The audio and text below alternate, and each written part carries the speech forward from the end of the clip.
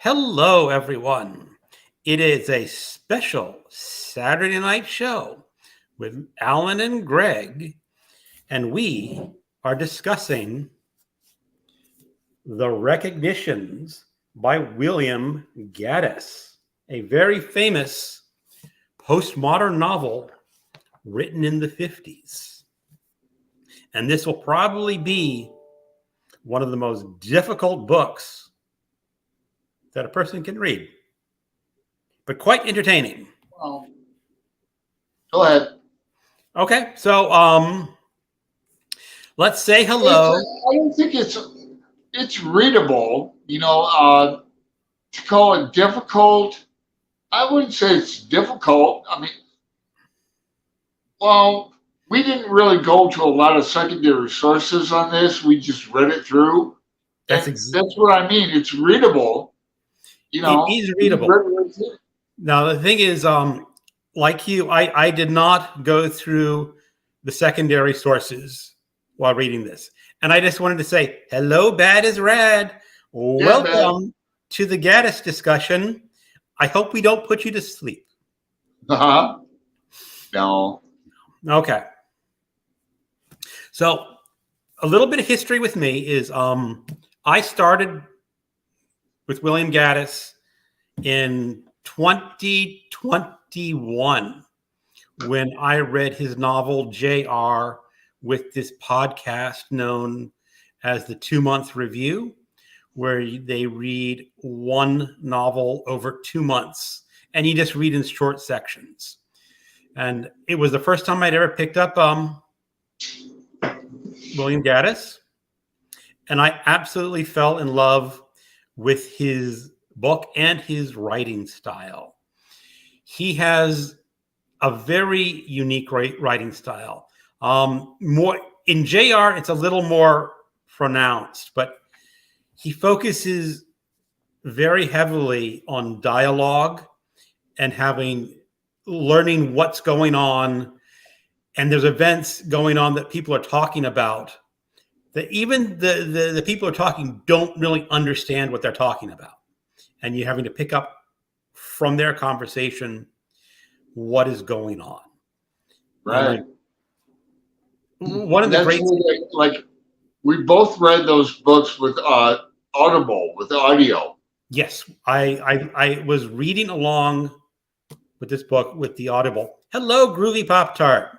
Hey, Pop Tart. I'm probably not going to show the comments here, other than unless it's something I'm looking at is really sort of relevant to the conversation. I know you're saying hi to each other. That's just fine to go and say hi. So hi. So going back to the conversations, is that when you're reading Gaddis, you may be in a room with a number of people there, and they're all talking to each other. And word phrases, like one person will pick up on a phrase and they start using that. Another person will comment that that phrase is not used correctly. And then someone will pick up on the corrected form of the phrase. And eventually it like goes back to the original, or all these dances of words in the conversations. Yeah, it's rhythmical. It is very rhythmical. And it helped a lot. Al is here. Hello, Al. Now, Al, you are a person who, if you've not read Gaddis, I think you would really like this book based on all your comments. Yeah, Al was really well read. He's a great Joyce fan. He's on the Adam Savage Live with me, and but I don't think he's read Gaddis. So I don't think so either. But so let's start off with a basic plot following idea of this book, and you chime in your opinions of it. It starts off with a family going to Spain. There is the husband and the wife, and I think the child at that point is left back in the United States. But the mother dies on her trip to Spain. And then the father returns with a Barbary ape to someplace, I think, in New York. And the child is named Wyatt, and he is raised by a very religious aunt. I mean, extremely religious aunt. And she teaches him to be an artist. And the idea is that Wyatt is going to go into the ministries to preach the religion. Hello, Read by Fred. Hey, Fred. Maybe Fred can help us sort this out. Has Fred read Yes, William Gaddis? only like branches. Then, Wyatt branches off here, and then they branch off over there. And he's like raised to be an artist. I don't know.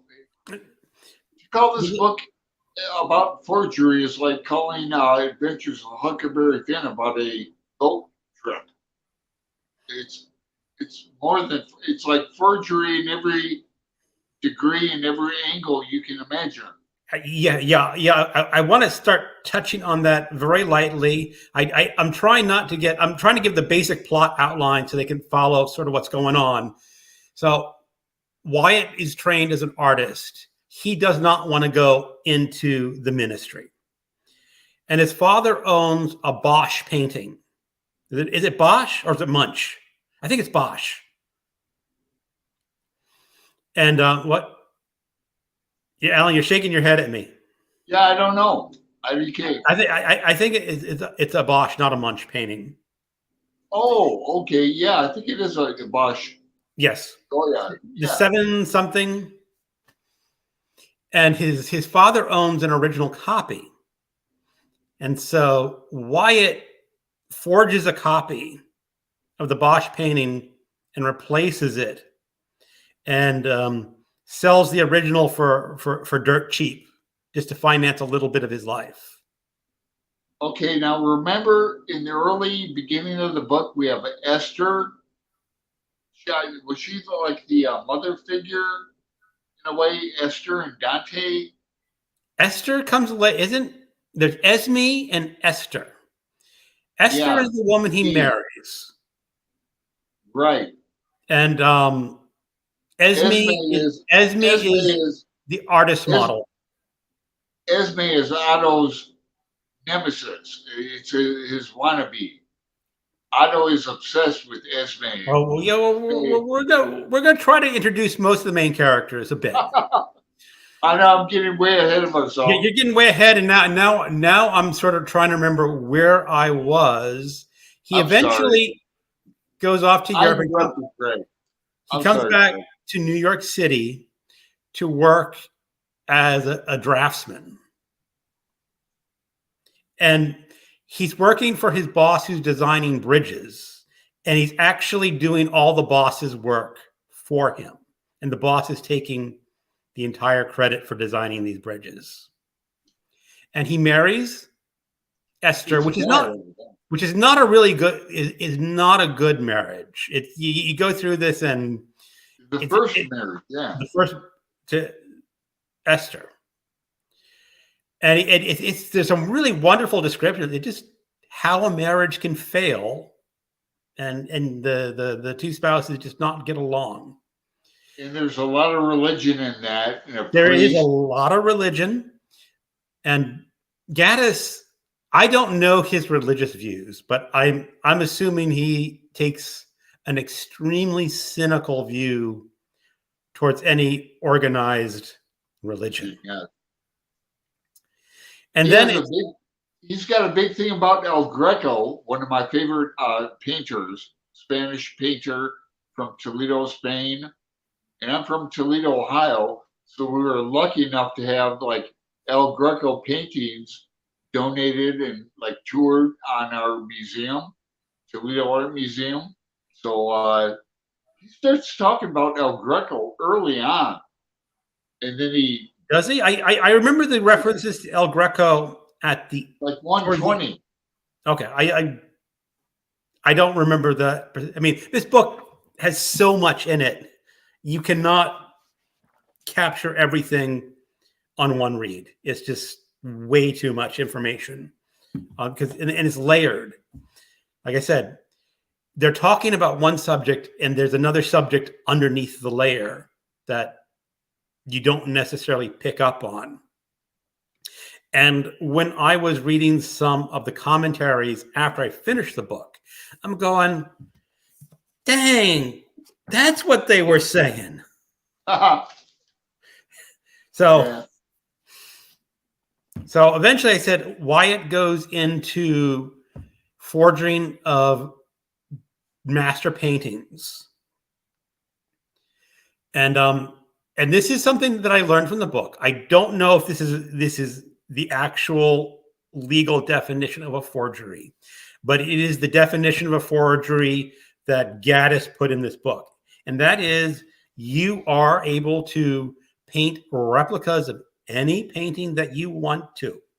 It's not a forgery until you sign the name of the original artist who did not paint, who was not the painter.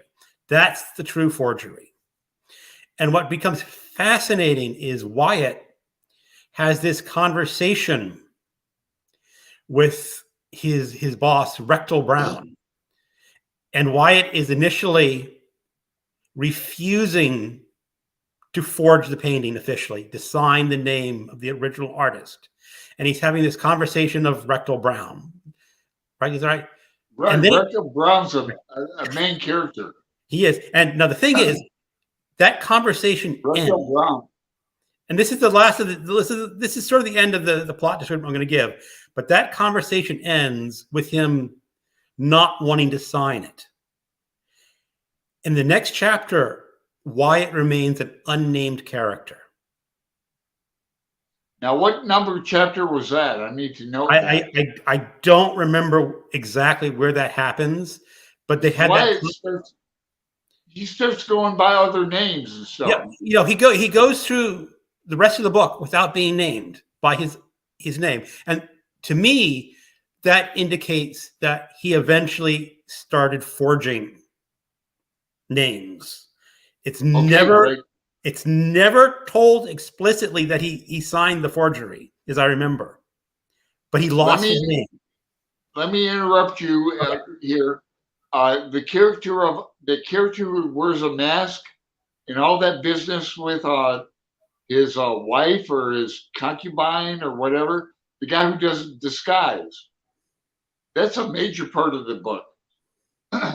That's like 200 pages or more. What's his name? Sal or? The money forger. Yeah. The counterfeiter. Right. Yes, That's what I mean. It's not only forgery of paintings, it's counterfeit money, and it's all kinds of forgeries. Hello, MJ. MJ has joined us. Hello. Hey, MJ.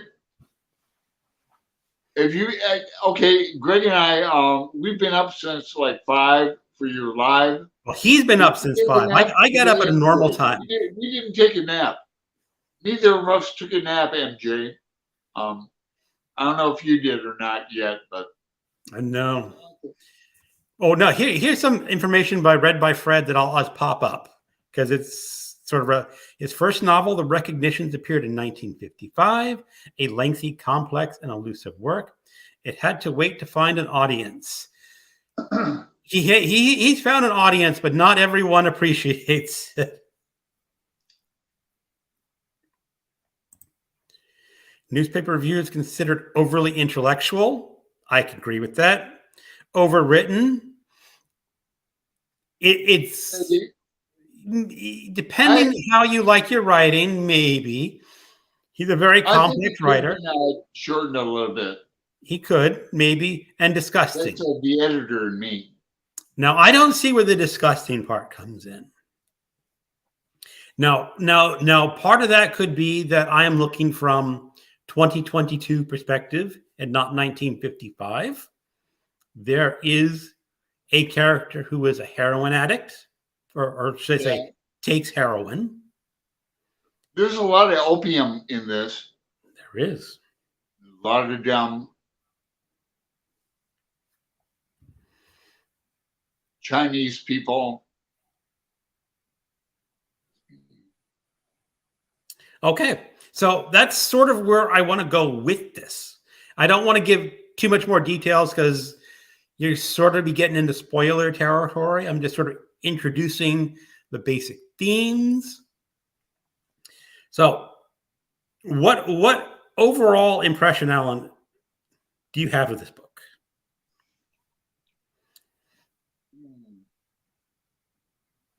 I like it. Is it character driven or is it plot driven?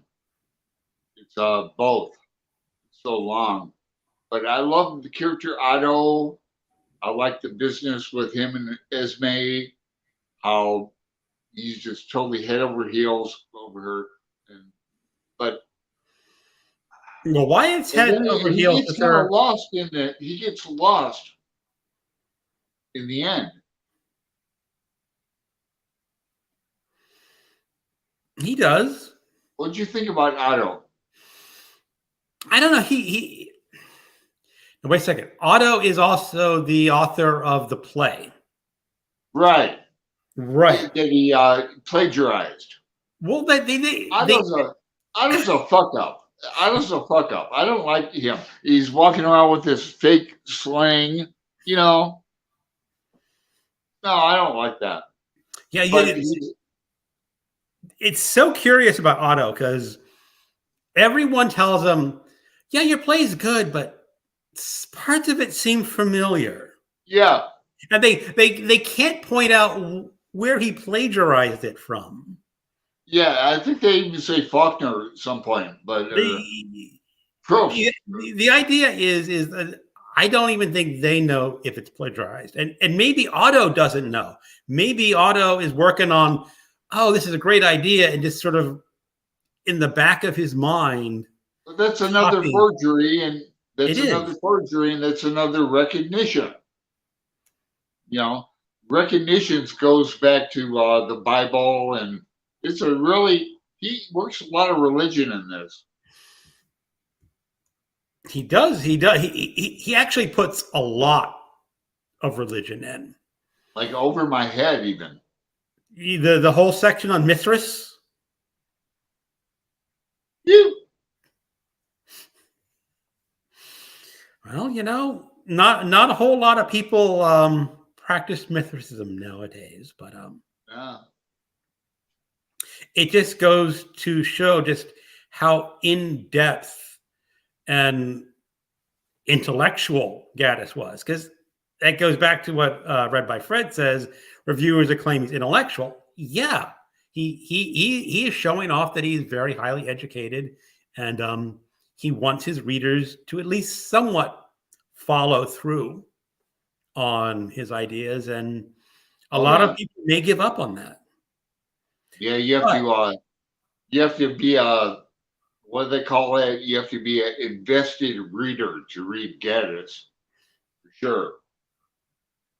Yeah. yeah, but I just read it. I decided to just read the book, and even though I have like some of the critical guidelines online that you can follow, that I didn't want to be stopping at every chapter and reviewing what some critic was talking about, and just absorb the novel for what it was. And I think I still liked it a lot. I still think it is currently the best book of 2023 that I've read. Oh yeah, for me too. Yeah. It's only April though. I wanted to tell Greg. It was too bad you were busy. I tried to fool Greg for April Fool. I called him up on the phone and said, "Greg, no, I can't. I can't do it tonight. I can't do it, man. I'm too drunk. I can't." And Greg says, "Oh, we'll have to reschedule. Like no big deal." I thought it would scare you. Alan, Like I thought you said. I was so I busy. I thought said, you okay, said. I've no seen problem. you drunk 100 times. Oh, well, don't try April Fools on me. Guess not. Mm-hmm. Okay. Was the character of Stanley a good character for you? Was it vivid? I'm Stanley. having trouble remember what is Stanley. No, He was he. in the end. Oh, he's the end at the playing the organ too Yeah, loud and he's and kind of he's the drunk too. He's the one talking all that like the gibber. what the fuck do you mean? Yeah. That's right. Okay, What I the mean, fuck are you talking about? That kind of language, vernacular or whatnot. oh yeah.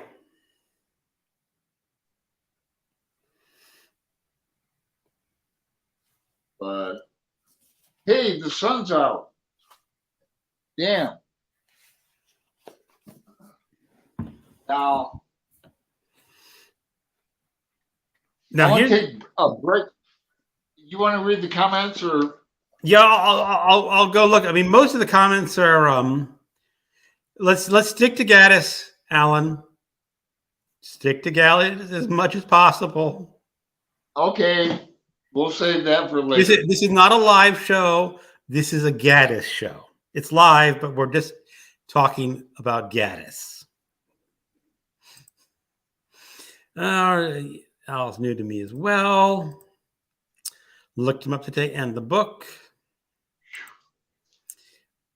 I want to read him one day, then change my mind. I need an entire month to get it. Yeah, MJ, if you're talking about Gaddis, it took me a whole month to get through this because you can't absorb much more than 50 pages a day. There's a lot of sex in Gaddis too. There's a lot of sex in Gaddis. So it keeps the pages turning, you know. Alan, for a sex book, this really wasn't much of a sex book. The characters may have been doing it a bit, but not really what I would consider a hot sex book.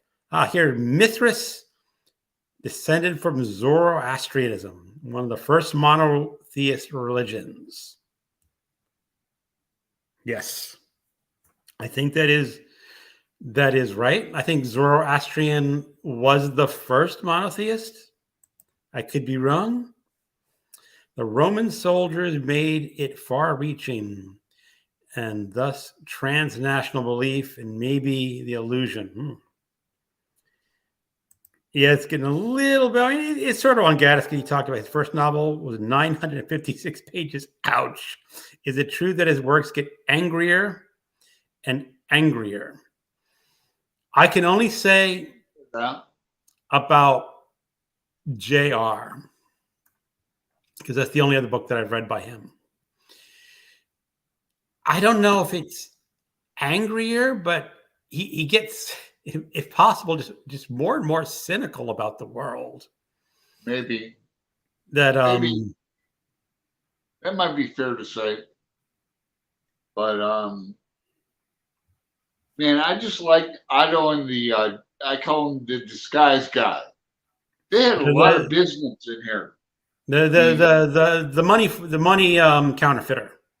Right. And Otto would appear and pop up here and there and always about his lost play. And he lost the manuscript for his play in a cab or something. And he's continually looking for the lost play. Yeah. His stupid fucking play, you know. Oh, wait a second. Here is a question from Read by Fred. For the undereducated like myself, I don't know if I don't think you're undereducated, Fred. Not for us. I don't think you're undereducated. Postmodernism is a movement characterized by skepticism and a general suspicion of reason, an accurate sensitivity to the role of ideology. Despite having read a number of postmodernist works, it's easier to point out a book and say that's postmodernism than to say what postmodernism is. Really, it's just the style that followed the modernists, really. And or metafiction. You know, what's different?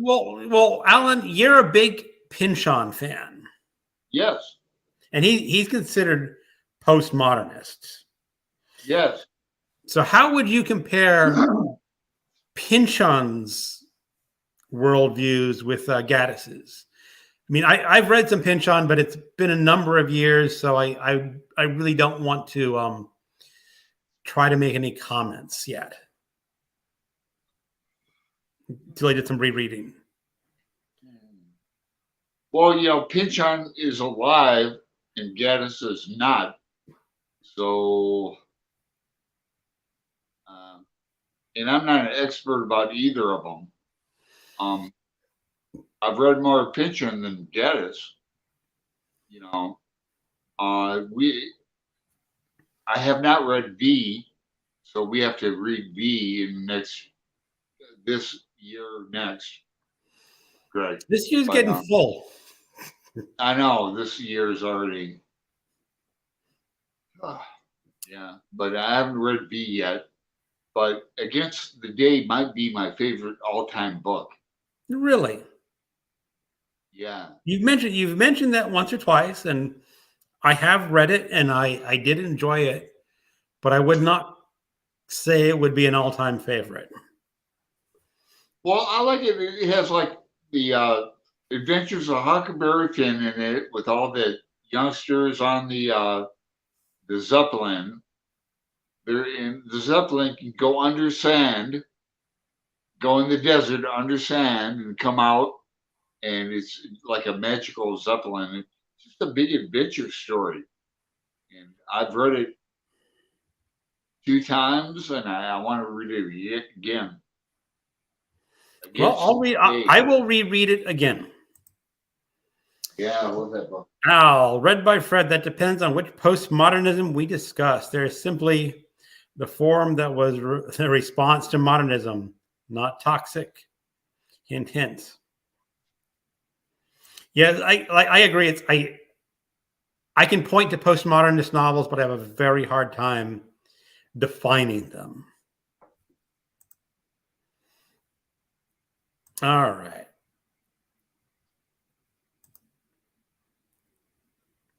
All right. Books and films are a tough choice. Okay. So what more do you have to input on the recognitions that would be useful for new readers? Because I think everyone in this chat room has not read Gaddis before.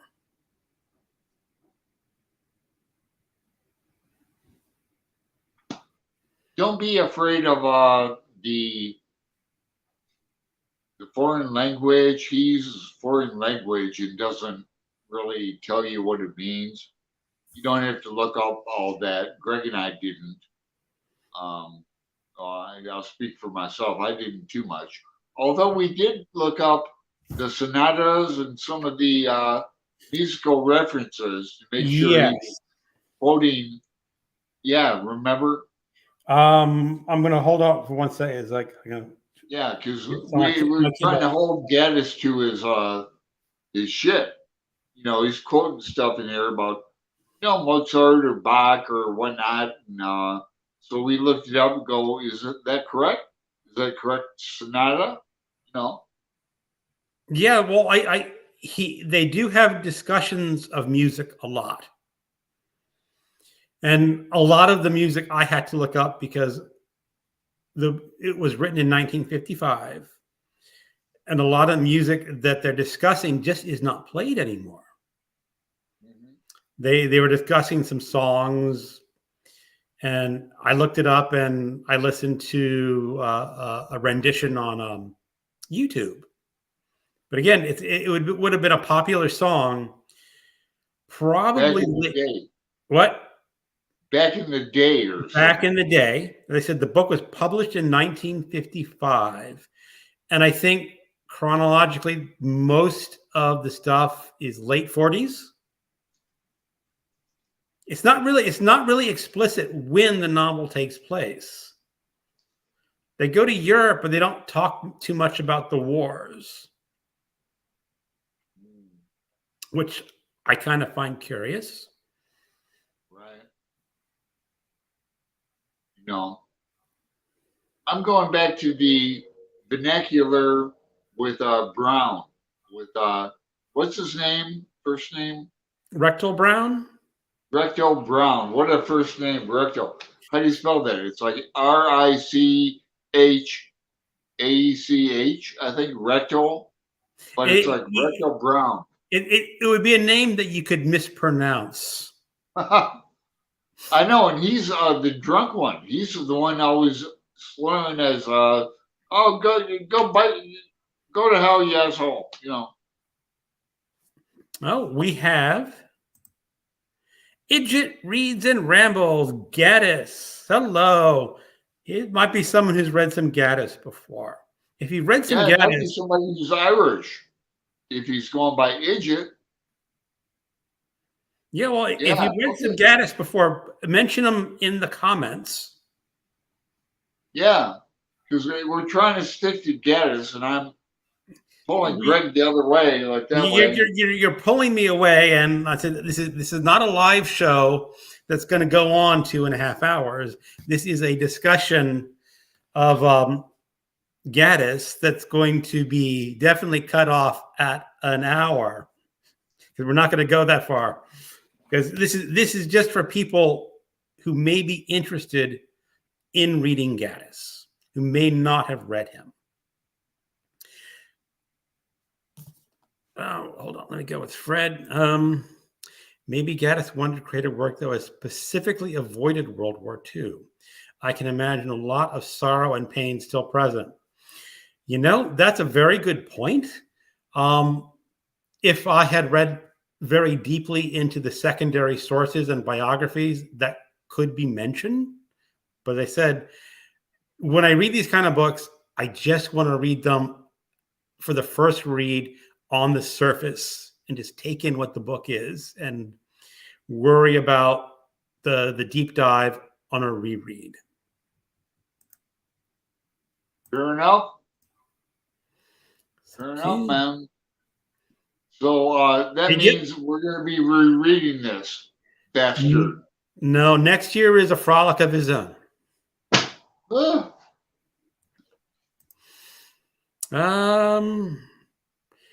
Idjit asked, how do we like it so far? Well, we've both finished the recognitions, Idjit.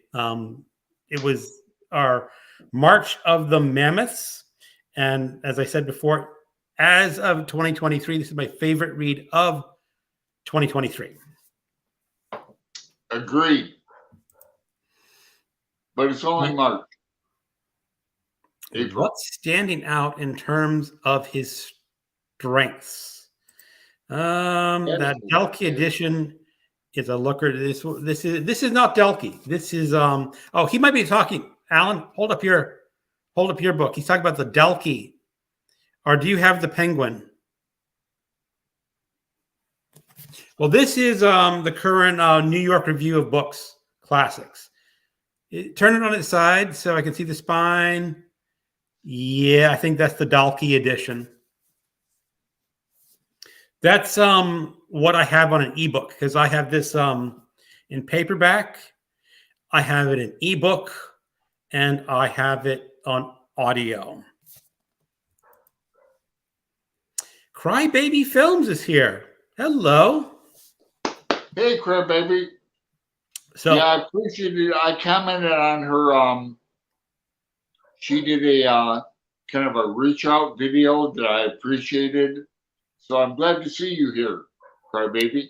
Yeah, I think she mentioned me in a video because it said I had a mention from her, but I have not found out what that video is yet. I was looking for it and I couldn't find it. So, you know, YouTube loses stuff. Yeah. So what are Gaddis's strengths? His strengths. Dialogue. He does wonderful descriptions when he wants to do descriptions. He's also very good at text layering. to discuss one thing on the surface and have it a much deeper meaning on the lower level. And if you're not paying attention, you don't understand everything that's going on. That's where the audio comes in a way. In a way, but that's just the surface. I mean, the surface level is that he's talking about a lot more than what he's just talking about. You have to read between the lines, and a lot of action happens off stage that he does not describe. Yes, like advertisements, like newspaper ads, like things going in your ear hole from the TV or from walking down the street of NYC, you know, in your ear hole, some kind of advertisement.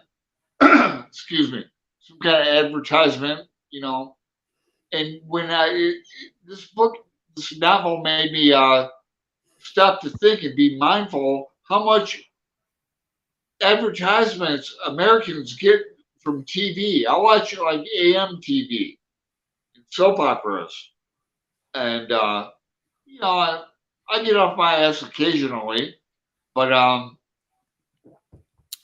American TV is full of commercials, and then magazines, commercials, YouTube, BookTube, commercial, please. There are some advertisements in here that just had me busting a gut laugh. I'm going to hold on. If you hold on for a moment, I know I highlighted a passage for one of those that just it was just so off the wall, bizarre that it made me stop reading. And let me see if I can find this.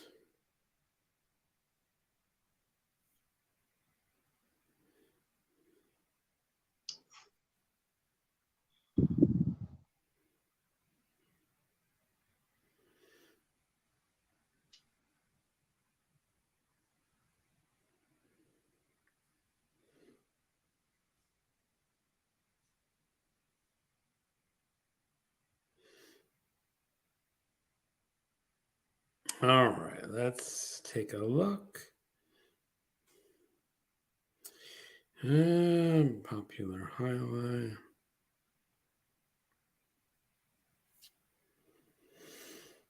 Let me hold on. I know Fred had a question about languages. Right up there. What foreign languages did he use in the novel when he mentions Europe? Mostly he was talking about Spanish and Spain. That's the one European country Right. that they move out of Spain later in the book, and I cannot remember what country they moved to. I would like to write a paper on the El Greco aspect of this novel. I mean, that'd be like an easy paper. Okay, we'll talk to people about the El Greco while I'm looking for this great quote, if I can find it. Okay. Well, should I talk about El Greco? Great.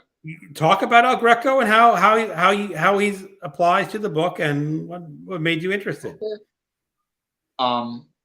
I'd like to talk about El Greco. He's one of my favorite painters. He's a Spanish painter, and I was born and raised in Toledo, Ohio, and we were lucky enough to have a couple of his paintings there.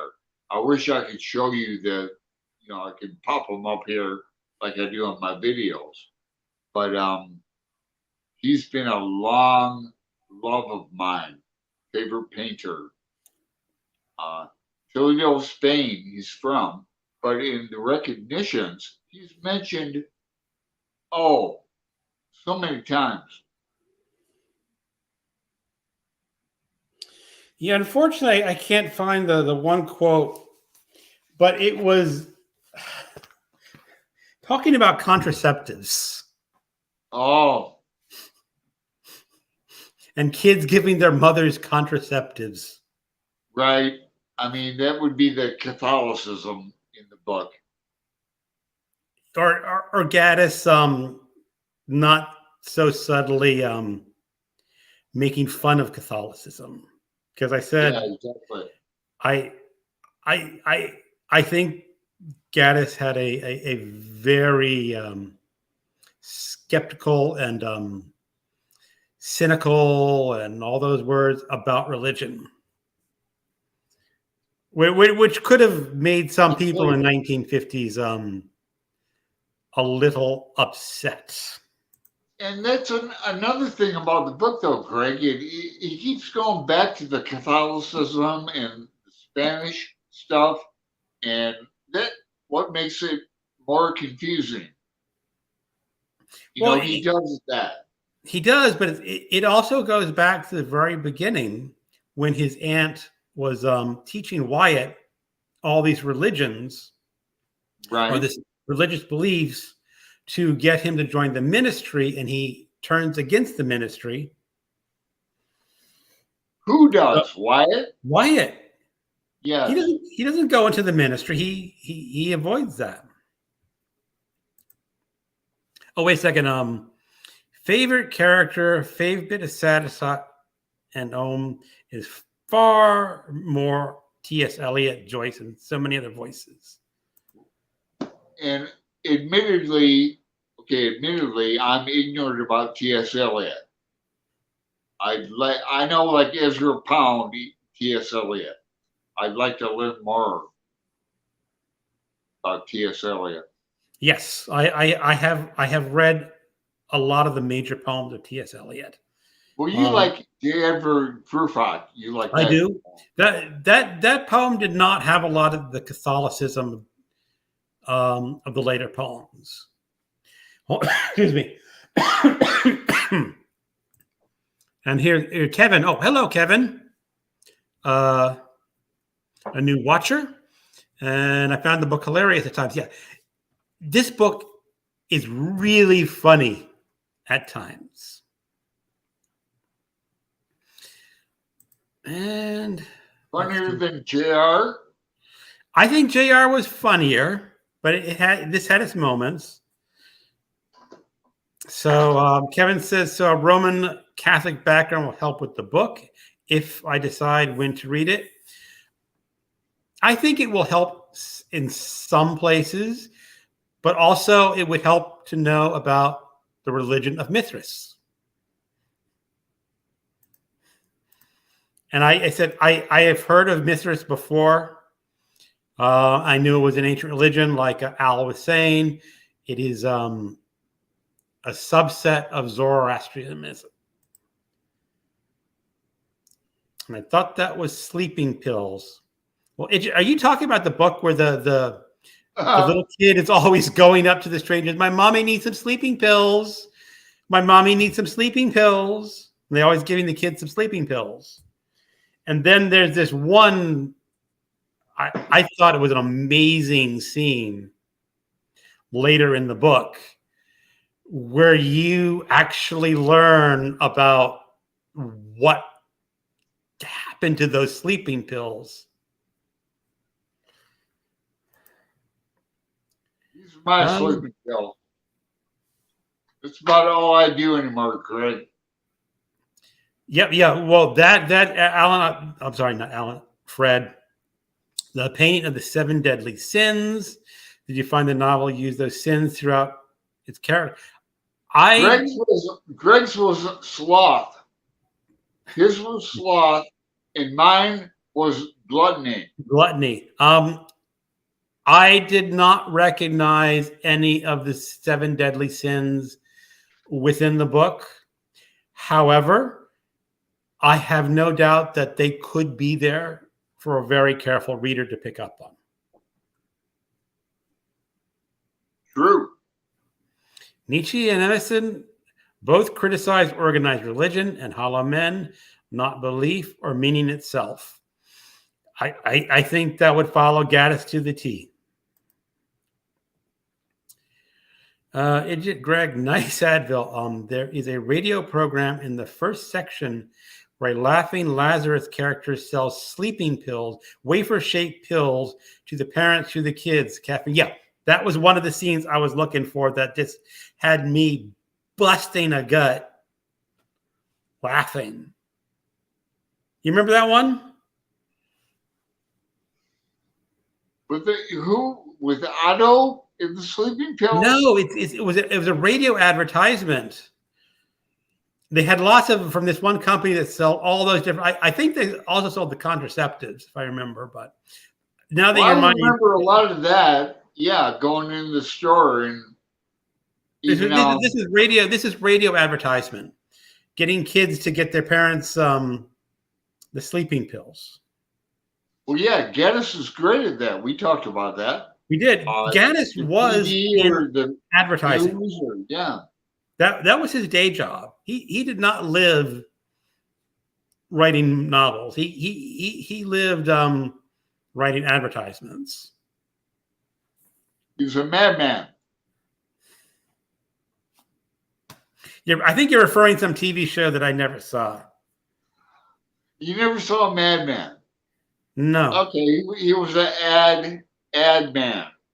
He was an advertisement man back before computers, and he was a commercial artist, and we had to sell sales.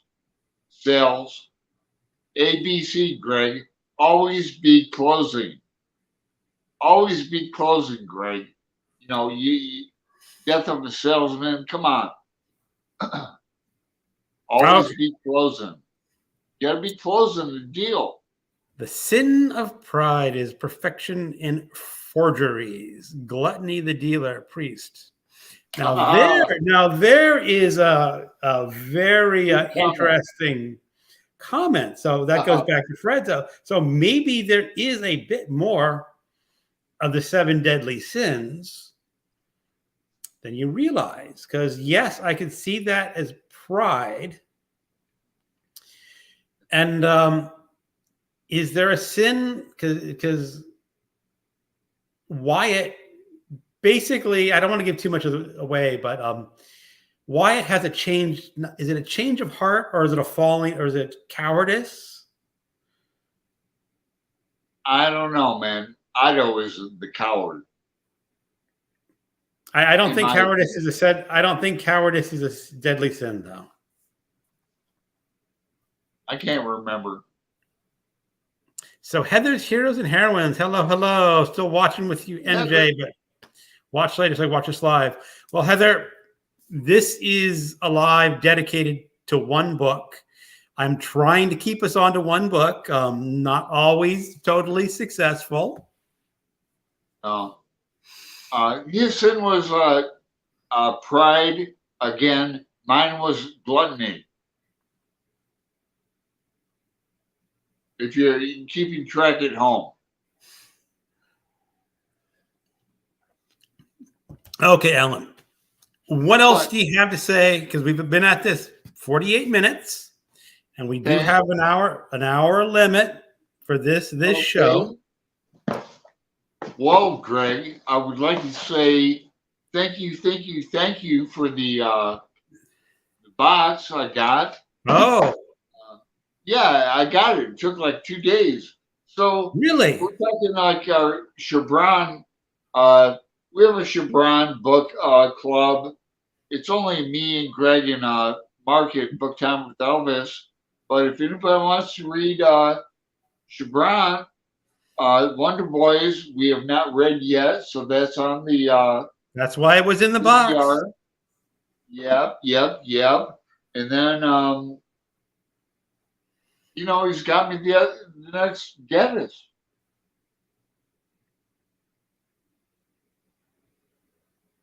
Yeah. So this is a small print, Greg. You said it was like 200 some pages, but no, that's the one that's for next year.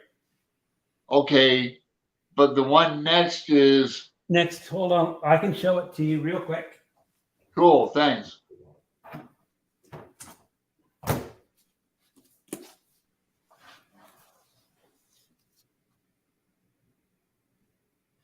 This will be our next Gaddis. This is Okay. Gothic. Gothic. Great. Look how thin that is. Let's see.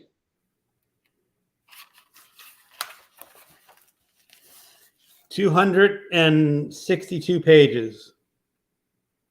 Great.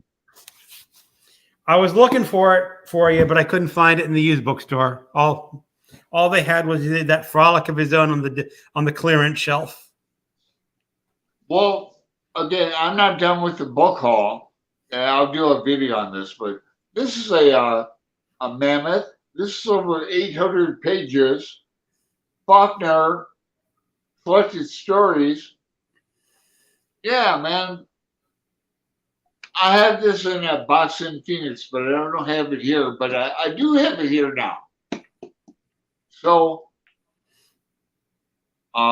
first story I'm going to read is Dry September.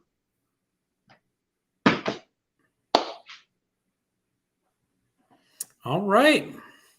So I guess that's the end of Gaddis discussion. We can wind up the rest of the hour with the comments. Heather, did you pull any April Fool's pranks? I did a video one on a few people fell for. Alan tried to fool me. He talked about it earlier. He called me up and he said he was too drunk to do the show. And I said, okay, well, reschedule. I called Greg up and said, Greg, man, I'm sick. He goes, what's wrong? I'm too drunk to do the show. He goes, bye, MJ. Oh, God, we have to reschedule. I thought it'd be a big deal. Like he would say, oh, God, Alan, I've seen you drunk like 2-3 times before. What's your problem? You can do the show. He caught me at a time when I was extremely busy, and I said, okay, my evening's free now.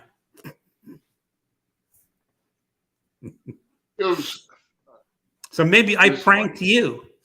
Bat had a good April Fool joke with her dad. Remember that one? Where they were in business together, and she called him up saying, Dad, I wrote a check for $30,000, you know, and he flipped out. What'd you do? Dad, I'm sorry, I wrote a check for $30,000. We're trying to stop it. It's just saying like the 2 first sections are great. Oh, he also said the monastery bread. Oh man. I'm drawing a blank on the monastery. I vaguely remember that monastery bread. Oh. He talked about monasteries. I don't know. Oh, wait a second. If someone would feed me just a few more details, it's like on the back of my brain. The first 2 sections are great. Idjit reads and rambles of Faulkner stories. Well, coming later this year, we're going to do Faulkner Fridays. 1 Friday a month, we're going to discuss in detail a Faulkner story. Indeed. And that's MJ saying goodbye. I said bye. Now, thanks for the tips. You might need to step away and catch some reading list. Baha, too drunk to do the show. Alan's never really too drunk to do the show. I don't know.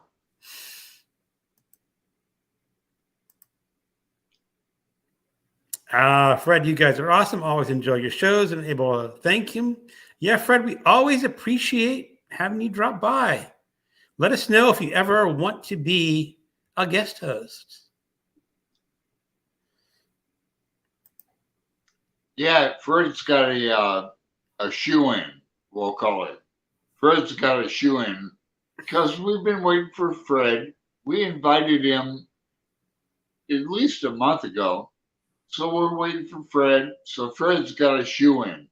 Whenever Fred's available, we'll get him on the live show.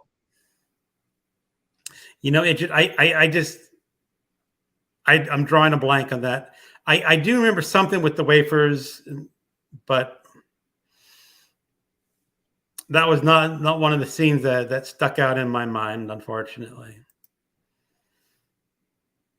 Okay. Well, Alan, that's where we're cutting it off for the night because we did put a hard hour limit and we're at 55 minutes. Oh, there's Christopher saying thanks for the show. It's first time seeing you comment.